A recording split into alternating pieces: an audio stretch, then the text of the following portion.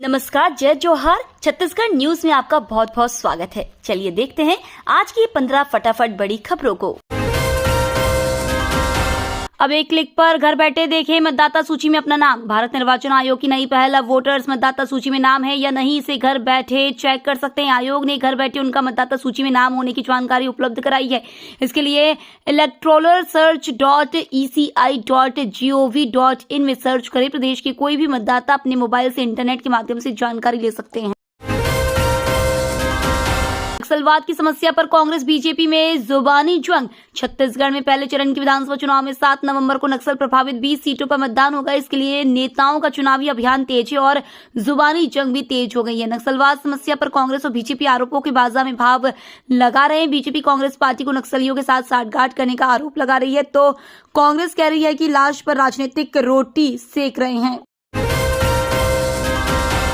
छत्तीसगढ़ में पटाखों पर प्रतिबंध। दिवाली, छठ, क्रिसमस पर इन नियमों को करना होगा पालन।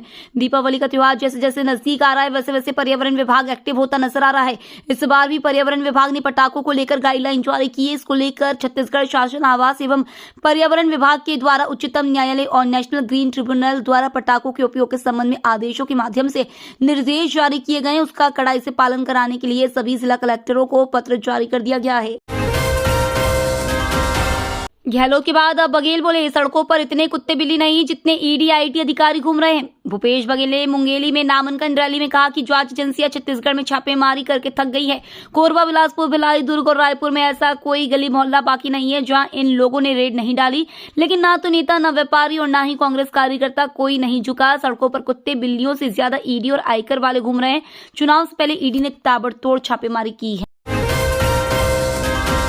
छत्तीसगढ़ में धान पर घमासान। भूपेश बघेल का केंद्र पर निशाना। मुख्यमंत्री बघेल ने कहा कि मोदी जी कहते हैं कि छत्तीसगढ़ में धान खरीदी केंद्र सरकार करती है। मोदी जी झूठ बोलते हैं। मोदी जी बताए कि बनारस में किसान 1200 रुपए में धान बेचने को क्यों मजबूर है, जबकि वहां डबल इंजन की सरकार है। हम जैसे ही किसानों के कर्ज माफी की घोषणा करते हैं, बीजेपी के पेट में दर्द होने लगता है, वह सवाल खड़े करने लगती है। बीजेपी की केंद्र सरकार भी कर्ज माफ करती है, लेकिन सिर्फ उद्योगपतियों का। रमन सिंह ने भूपेश सरकार पर जमकर साधा निशाना। डॉक्टर रमन सिंह से यह सवाल किया गया है कि विधानसभा चुनाव जीतने के बाद मुख्यमंत्री बने तो सबसे पहले वह क्या करेंगे। इसके साथ ही उनका कहना है कि वह पैक जैसी संस्थाओं के साथ न्याय करेंगे। छत्तीसगढ़ में उनकी सरकार बनने के बाद वह एलाइड और एग्रीकल्चर सेक्टर पर काम करेंगे। इसके साथ ही नक्सल प्रभावित इलाकों और बस्तर में शांति की स्थापना पर जोर देंगे। उन्होंने कांग्रेस सरकार पर निशाना साधते हुए कहा कि सीएम भूपेश बघेल की सरकार की नीति और नीयत दोनों साफ नहीं है। 33% आरक्षण के लिए पास हुआ संसद में बिल। छत्तीसगढ़ के मुख्य विपक्षी दल भारतीय जनता पार्टी ने राज्य में हो रहे विधानसभा चुनाव के लिए शेष 4 सीटों के लिए अपने उम्मीदवारों की चौथी लिस्ट जारी कर दी है।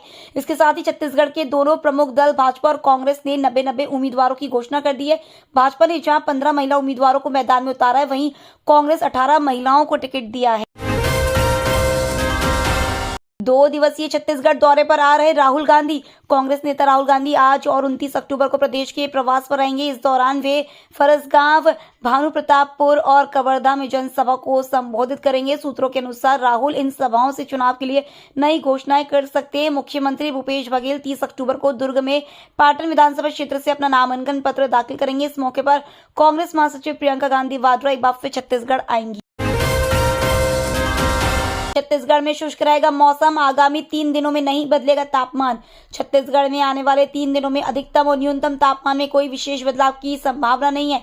फिलहाल कुछ दिनों तक मौसम ऐसा ही रहने की संभावना है। इन दिनों प्रदेश में ठंडी और शुष्क हवा चलने के कारण ग्रामीण और आउटर क्षेत्रों में ठंड बढ़ रही है। 9 नवंबर को छत्तीसगढ़ आएंगी बीएसपी सुप्रीमो मायावती। छत्तीसगढ़ में होने वाले विधानसभा चुनाव को लेकर सभी इसकी तैयारियों में लगे हुए हैं। ऐसे में छत्तीसगढ़ में लगातार राजनीतिक दलों के स्टार प्रचारकों का चुनावी प्रचार भी प्रदेश के कई क्षेत्रों में हो रहा है। वहीं प्रदेश में दिग्गज नेताओं का आना जाना लगा हुआ है। इसी कड़ी में 9 नवंबर को बीएसपी सुप्रीमो मायावती छत्तीसगढ़ चुनावी प्रचार के लिए आ रही हैं। उड़ीसा को हराकर छत्तीसगढ़ ने किया ट्राई सीरीज पर कब्जा। बस्तर में पहली बार टफ मैदान में हो रहे ट्राई सीरीज में शानदार प्रदर्शन करते हुए छत्तीसगढ़ की टीम ने फाइनल पर कब्जा जमा लिया है। फाइनल मुकाबले में अनस और कौशलेंद्र की रिकॉर्ड 209 रनों की साझेदारी की बदौलत छत्तीसगढ़ ने उड़ीसा को फाइनल मुकाबले में 59 रनों से सीरीज पर कब्जा जमा लिया है। मार्च 2024 में हो सकती है छत्तीसगढ़ बोर्ड 10वीं और 12वीं की परीक्षाएं। छत्तीसगढ़ बोर्ड में 10वीं और 12वीं कक्षा में पढ़ रहे छात्र छात्राओं के लिए एक अहम सूचना है। बोर्ड परीक्षाएं शुरू होने में अब ज्यादा वक्त नहीं बचा है। संभावना है कि मार्च 2024 में परीक्षाएं आयोजित की जाएंगी। यह अनुमान इसलिए लगाए जा रहे हैं कि शैक्षणिक वर्ष 2022-23 के लिए हाई स्कूल और इंटर की परीक्षाएं मार्च में आयोजित की गई थी। इसी आधार पर उम्मीद जताई जा रही है कि साल 2024 में भी ऐसा ही होगा। आचार संहिता के बीच होगी व्यापम की भर्ती परीक्षा। बनाए गए 13 केंद्र, 5200 परीक्षार्थी होंगे शामिल। जिले में आचार संहिता के बीच व्यापम की भर्ती परीक्षा होगी। इस भर्ती परीक्षा को लेकर बेमेतरा शहर के विभिन्न कॉलेज व स्कूल को परीक्षा केंद्र बनाए गए हैं। कुल 13 परीक्षा केंद्र में 5200 परीक्षार्थी शामिल होंगे। यह परीक्षा 29 अक्टूबर को 2 पाली में होगी। इसे लेकर प्रशासन की तैयारी जारी है। शुक्रवार को इस परीक्षा की तैयारी को लेकर कलेक्ट्रेट में बैठक हुई। रायपुर में 10 लाख लोगों को नहीं मिलेगा पानी। दिवाली के दौरान पेयजल की किल्लत से लोगों को बचाने के लिए निगम ने तैयारी शुरू कर ली है। फिल्टर प्लांट स्थित 150 mlg प्लांट के इंट केबल में 1400 mm व्यास के रॉ वाटर एमएस में पाइपलाइन में आए लीकेज का मरम्मत किया जाएगा, जो कि दिन भर चलेगा। सप्लाई की मेन लाइन में लीकेज की समस्या को सुधारने के लिए 30 अक्टूबर को मेगा शटडाउन किया जा रहा है। पीएम मोदी आज युवाओं को देंगे नौकरी का तोहफा, सौंपेंगे 51,000 नियुक्ति पत्र। प्रधानमंत्री नरेंद्र मोदी आज वीडियो कॉन्फ्रेंसिंग के जरिए नवनियुक्त भर्तियों को 51,000 से अधिक नियुक्ति पत्र वितरित करेंगे। इस अवसर पर वह नियुक्त व्यक्तियों को भी संबोधित करेंगे। रोजगार मेला देश भर में 37 स्थानों पर आयोजित किया जाएगा। इस पहल का समर्थन करने वाली केंद्र सरकार के विभागों के साथ साथ राज्य सरकारों में भी भर्तियां हो रही हैं।